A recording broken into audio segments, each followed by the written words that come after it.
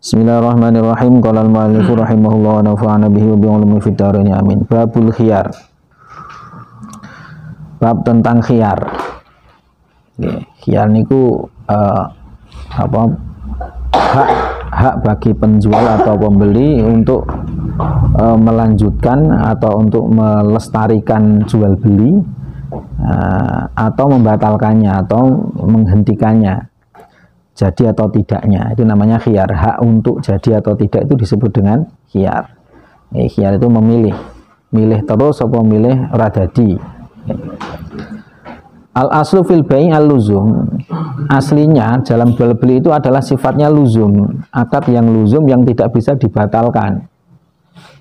Hanya saja illa anna syar'a asbata fil khiyara rifqan bil muta'aqidain. Hanya saja syariat menetapkan di dalamnya itu adanya khiyar sebagai bentuk kasihan atau kasih sayang kepada orang yang berakad. Khiyar.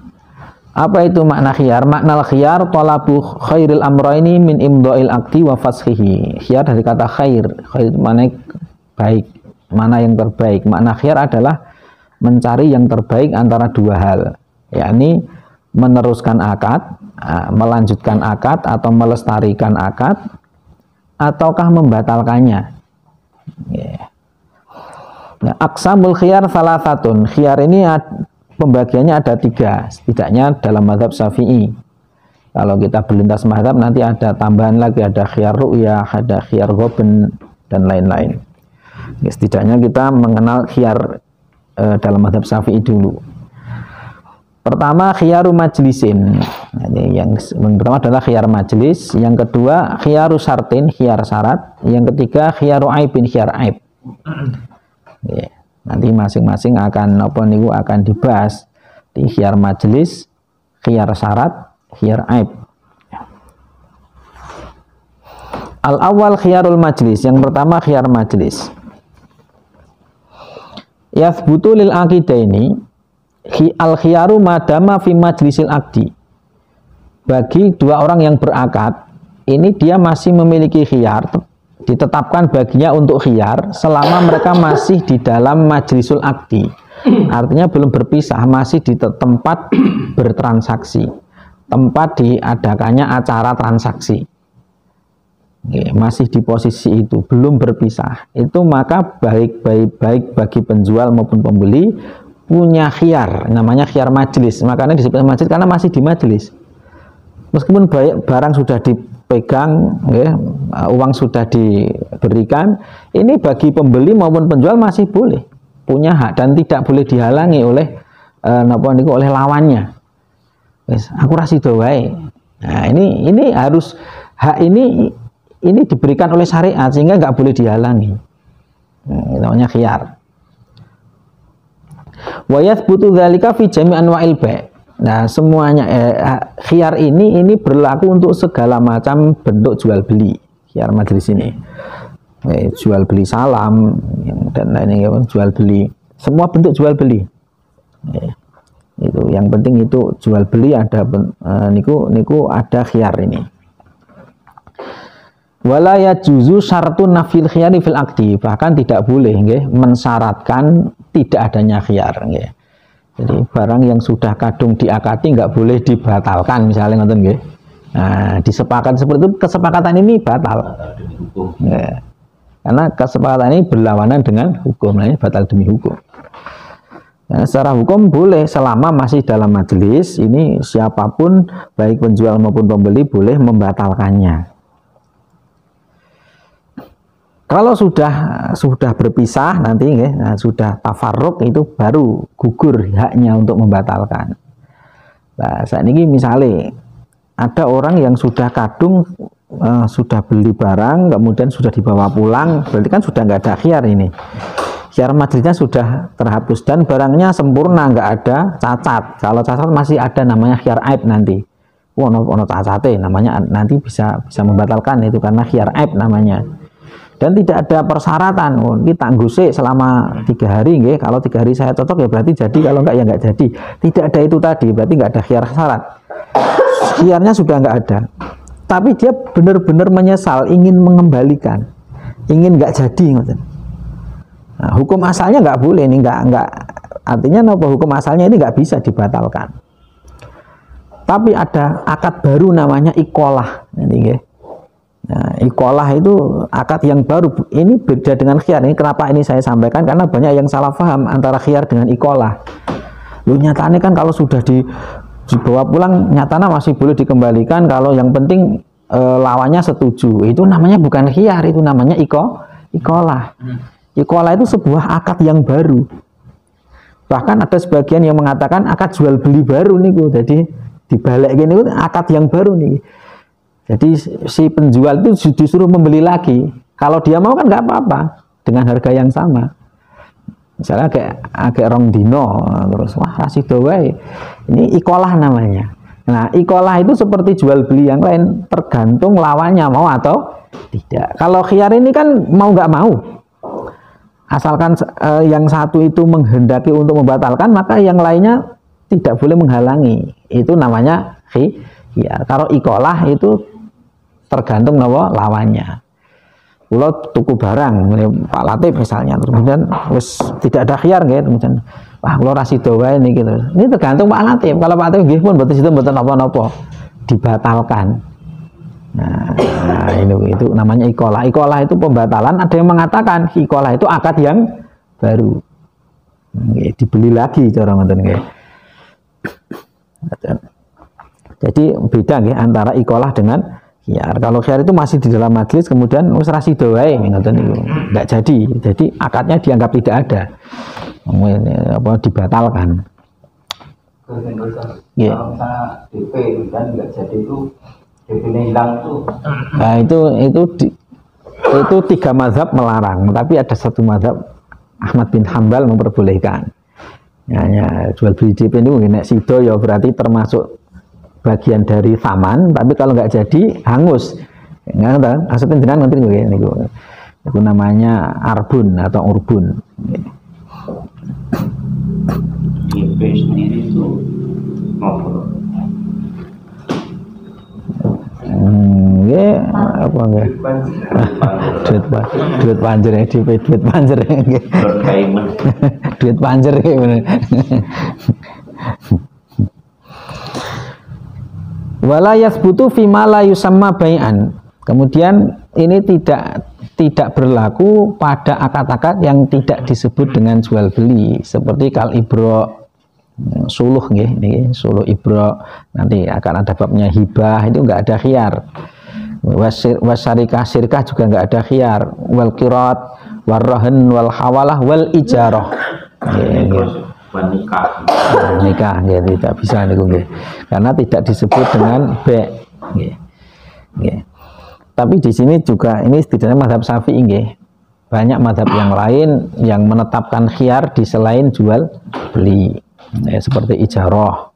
Itu lebih menurut saya itu lebih masuk akal.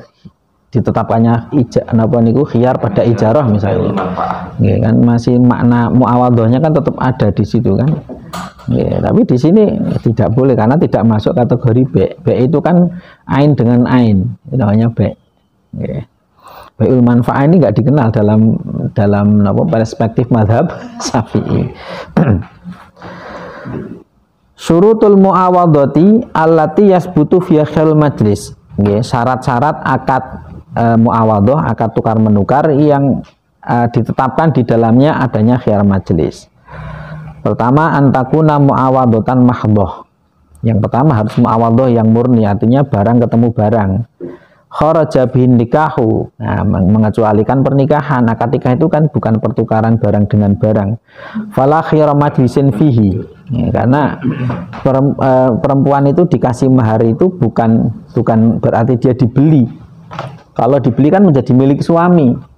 Yang namanya milik itu karakter barang milik itu bisa dipinjamkan, bisa disewakan. Kan nggak mungkin kita bisa menyewakan atau meminjamkan istri. Sehingga istri itu bukan milik suami.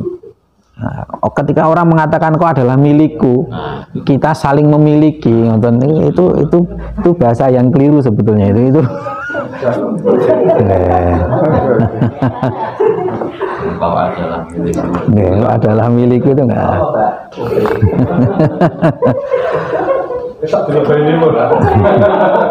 Terus semua lagu dan semua puisi cinta-cinta unsur itu. Itu namanya salah kaprah. Salah tapi kaprah. Jadi secara istilah fikih itu nggak benar itu. Wong namanya milik itu, karakter milik itu adalah bisa dipinjamkan, bisa disewakan. Istri nggak bisa. Suami itu atas itu hanya ibahatul intifa, bukan milkul manfaah. Bahkan bukan seperti sewa. Kalau sewa itu kan memiliki kemanfaatannya, bukan barangnya tapi manfaatnya, sehingga barang sewa boleh disewakan, boleh dipinjamkan. Nah, kalau istri itu ibahatul intifa, mirip dengan ariyah, mirip dengan barang pinjaman. Barang pinjaman kan kita hanya berhak untuk memanfaatkan saja, tapi nggak boleh untuk menyewakan atau meminjamkan lagi. Wong barang silihan kok disilih ke meneh, memangnya kamu memiliki manfaatnya? Kan kamu nggak memiliki, kamu hanya berwenang untuk memanfaatkan. Diberi kewenangan memanfaatkan, lah sama. Istri ini ngoten.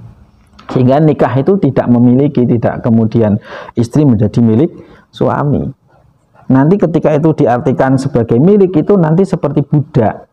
Ya, seperti nama budak iso didol barang, bisa disewakan budak. Bisa ora ya ini. Kalau budak sepertinya bisa, cuma nggak bisa diwati. Kalau yang berhak wati ini seperti hanya sayidnya. Dengar cerita dari tetangga-tetangga yang menjadi TKW di Arab Saudi itu kan banyak kasus kejadian. Dianggap sebagai budak. Aku dianggap sebagai budak. Lalu itu disewakan, tahu-tahu ada temannya atau saudaranya orang lain ke situ yang ngarep nubruk menolak. Padahal ini perbudakan ini sudah terhapus, sudah tidak ada. Selanjutnya antakuna waqiatan ala ainin fala khiyara fil ijarah. Nah, kemudian khiyar ini hanya berlaku pada ain, pada barang. Nah, sehingga tidak ada khiyar pada ijarah. Kalau ijarah itu kan manfaat. Antakuna lah, padahal niku nggih. Misalnya yang disewa itu adalah orang. Kalau nggak ada khiyar itu gimana? Misalnya setahu saya itu saya nyewa orang ini adalah sebagai orang yang menurut kriterianya dia memenuhi syarat. Misalnya asisten rumah tangga. Nah, ternyata kok setelah dipekerjakan tidak sesuai yang digambarkan. Mosok ora oleh khiyar teng mriki nggih. Nah, kan ngoten. Mestinya kan harusnya ada khiyar. Antakuna lazimatan minal janibain fala khiyara fil kitabah. Harus lazimah dari dua sisi, maka tidak ada khiyar pada akad kitabah, akad mukatab. Karena dia hanya lazim dari satu sisi, tidak yakni lazim pada sisi sayyid tapi tidak pada budaknya. Kemarin sudah nggih. Allah yakuna fiha tamallukun qahriyun kasyu'a fala khiyara fiha. Nggih, tidak ada bentuk kepemilikan yang bersifat memaksa seperti syuf'ah. Nggih. Allah takuna jariyatan majrur khos kal hawalah. Kemudian khiyar tidak berlaku pada hal-hal yang bersifat rukhsah atau keringanan seperti hawalah. Hawalah itu kan rukhsah, keringanan. Fala khiyara fiha. Pun ingkitau khiyar majlis yang kemudian khiyar majlis ini bagaimana cara putusnya? Artinya sudah terputus, tidak ada hak khiyar lagi. Yang qatiu bi ahadi amro ini sebab salah satu di antara dua hal. Yang pertama bitakhoyuri, sebab sudah memutuskan atau sudah mengkhiyar. Ai bi ayyahtara ba'dal aqdi imdo al aqdi waluzumahu. Yakni keduanya baik penjual maupun pembeli sudah memilih untuk imdoul aqdi. Wes, saya sudah memilih untuk ditetapkan. Yang satu iya saya juga. Nah, tadi meskipun masih di dalam majelis, maka tidak bisa membatalkan karena sudah mengucapkan bahwa saya sudah memilih luzum. Memilih ini tetap, tidak akan saya batalkan. Saya sudah memilih untuk tidak membatalkan. Yang lawannya saya juga misalnya seperti itu, maka kedua-duanya sudah gugur hak khiyarnya meskipun masih dalam majelis. Atau yang salah satunya au yakhtaru ahaduma dunal akhar, atau yang memilih adalah hanya salah satunya, maka fayang qatu khiyarul ladzi ikhtara wa yabqa khiyarul akhar, maka yang memilih tadi sudah gugur, yang haknya tinggal milik satunya. Misalnya saya sebagai penjual sudah memilih, saya memilih untuk tidak membatalkan, tidak akan saya batalkan lagi. Yang satunya masih diam, maka dia masih punya hak. Nah, masih punya hak untuk mengkhiyar, untuk membatalkan. Gambarannya seperti apa? Suratu ayyakula ikhtarna luzumal akdi. Kami atau kita memilih tetapnya akad, atau ditetapkannya akad, atau diabadikannya akad, artinya wis ora tidak dibatalkan. Au nahwa dzalik, atau semacamnya lah. Au yakul ahaduhuma lil akhar, atau yang satu berkata kepada yang lain, ikhtartu luzumal akdi, saya memilih tetapnya akad.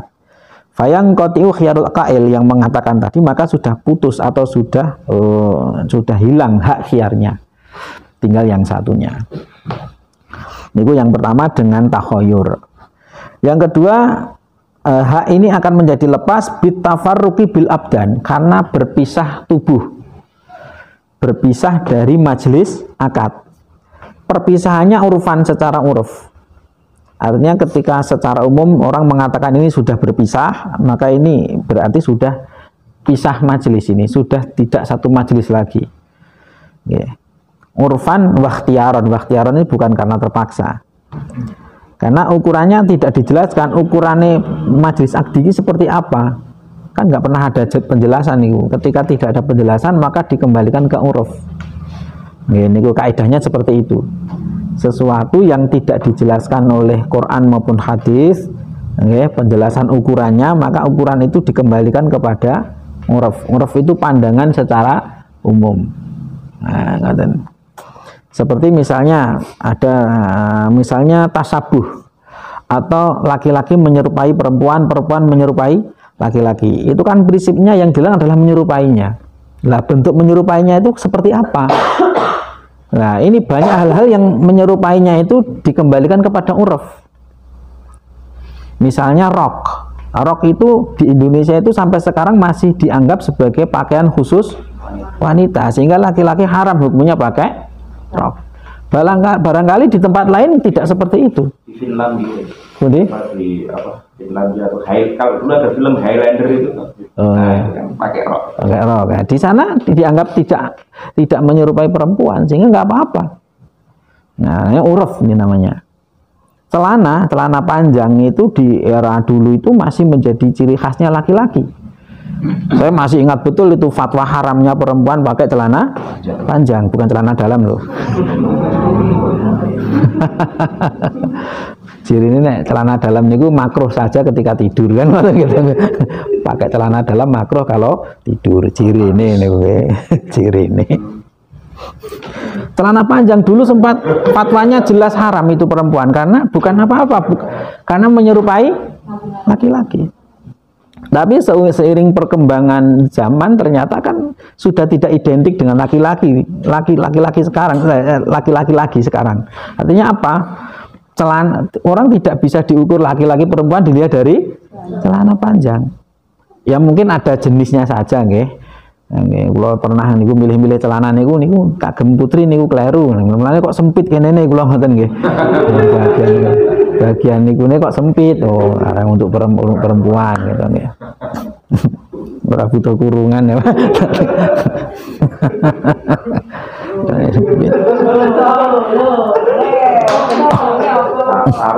Sarung itu kan laki-laki dan wanita. Kalau batik gitu ya, sekarang itu kan trennya batik. Batik ini. Nah, itu banyak yang pakai. Kita perempuan. Dan saya ya nek ana wong wedok nganggo sarung ngeten iki kan umumnya wong lanang. Ketika ini masih menjadi ciri khasnya laki-laki maka nggak boleh. Karena prinsipnya tadi artinya dikembali. Ya demes itu. Nggih, demes mawon gitu. Ya wong lanang nganggo daster ya demes kok. Nah, maksud saya ketika kombinasinya itu katakan istilah apa matching ya. Matching itu matching gitu loh. Ini umumnya laki-laki, tapi dipakai wong itu matching. Itu akhirnya menjadi tasabuh nggak? Ya, tetap kembalinya kan uruf tadi. Uruf. Ya? Uruf. Nah, urufnya menciptakan uruf baru. Bisa saja nih kok yang baru. Terus dasi, kalau dasi itu tasabuhnya bukan kepada laki-laki atau perempuan, tapi bil kufar. Dulu yang pakai dasi itu hanya orang-orang kafir, dan itu menjadi ciri khasnya orang kafir, sehingga haram dulu itu fatwanya itu muslim pakai dasi. Tapi kan sekarang sudah bukan jadi identitas agama lagi dasi ini nggih. Kayak pecis nih lho, pecis ireng ini kan bukan identitas agama Islam toh sebetulnya niku nggih niku. Nggih. Madura, kapul sate. Lah tafarruq, perpisahan majlis itu diukurnya adalah melalui uruf. Fama dama fi majlisin wahidin au qama wa tamasaya tawilan wa lam yatafarraqa dama khiyarhuma.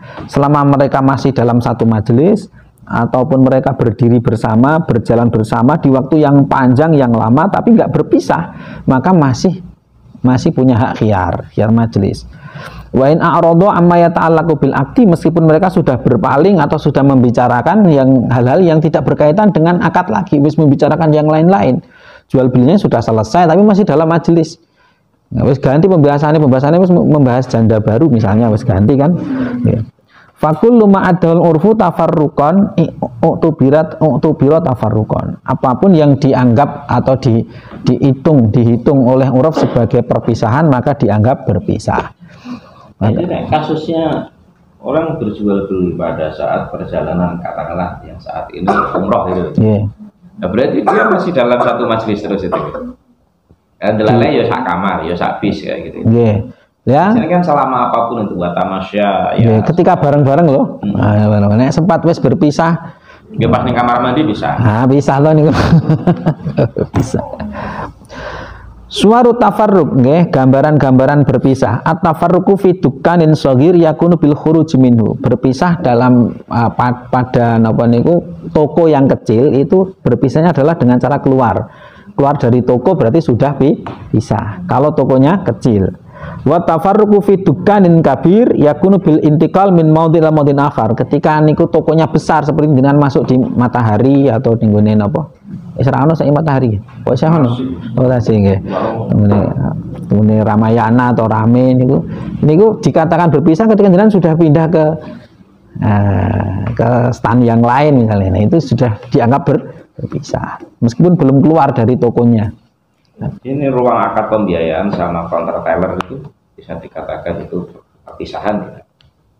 Di bawah kan ada ruang akad pembiayaan, di situ kita akad pembiayaan jual beli, menjual emas, anggota membeli, gitu kan. Lalu keluar anggota menjual emas ke kita, di majelis yang lain. Di ruang akad pembiayaan itu termasuk dikatakan sebagai kategori tafarruq. Saya pikir iya itu, karena sudah beda ruangan. Berarti kan begitu keluar dari situ sudah nggak bisa khiyar.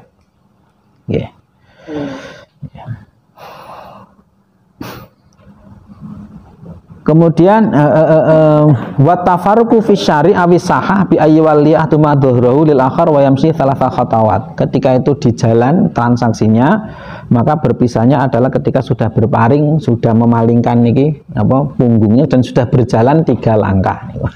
Janjane sah itu tempat yang luas. Pasar malam atau apa niku ya. Kemudian sekarang at-tafarruq bil arwah, nggih, berpisah nyawa nggih. La yang qat'u bil khiyaru, itu tidak memutuskan khiyar. Kan mata sebagaimana ketika transaksi kemudian mati. Urung pisah nih malah terus mati di majelis itu. Nggih.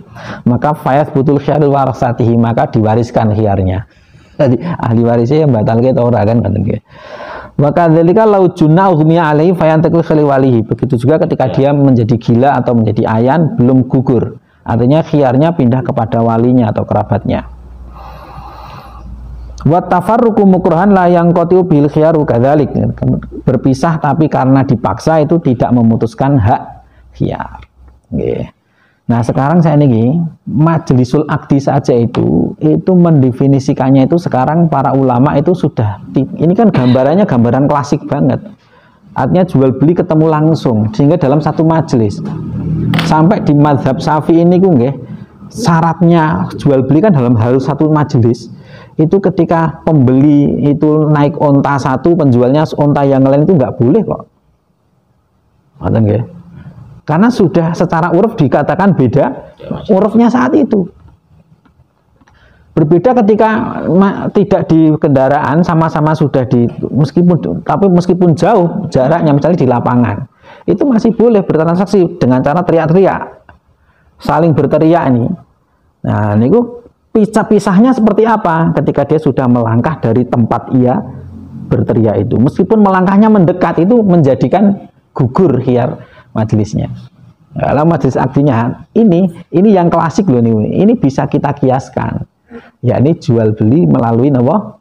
Handphone misalnya. Nah, itu kan meh podo wae niku bengak-bengok ini kan. Ning bedane nek mbiyen bengak-bengok langsung, nek ini nganggo alat. Yang penting kan sampai. Nah, inilah yang dipilih oleh Dr. Wahbah Zuhaili di kitab Al-Fiqhul Islami wa Adillatuh, bahwa majlisul akdi itu tidak harus tempatnya. Nah, yang penting kondisi pertemuan transaksi antara orang yang bertransaksi itu disebut dengan majlisul akdi. Lah, khiyar majlisnya adalah ketika sudah ditutup nek ngono kan. Sudah ditutup, ini sama-sama tutup ya wis ora ono khiyar kan. Baru itu dia sudah berpaling, sudah pergi dari tempat dia telepon misalnya seperti itu. Atau ditutup saja nih mungkin kan wis pisah. Nah, wis ora khiyar majelis. Khiyar majelisnya kalau melalui telepon berarti kan misalnya sudah transaksi wis dadi terus. Dan itu ngobrol liane kan masih satu majelis nih. Ngobrol liane, ngobrol ngalor ngidul, ngobrol politik tanopo 2 jam ini masih satu majelis. Nah, jadi masih bisa sida wae masih bisa. Nah, kalau sudah tutup berarti sudah bisa. Apa khiyar itu untuk sebatas pada membatalkan dan melanjutkan atau termasuk di situ merevisi harga? Oke. Ya, merevisi harga itu kan sama saja membatalkan yang lalu, kemudian kita itu kemudian membuat transaksi yang baru. Itu secara fikih seperti itu. Jadi yang tadi itu sudah disepakati itu batal, berarti kan yang tadi itu dianggap tidak ada. Revisi ini ya sama saja sebetulnya, boleh seperti itu. Merevisi harga itu ya sama saja sebetulnya, itu sama saja membatalkan transaksi yang awal. Itu cara fikih ngoten.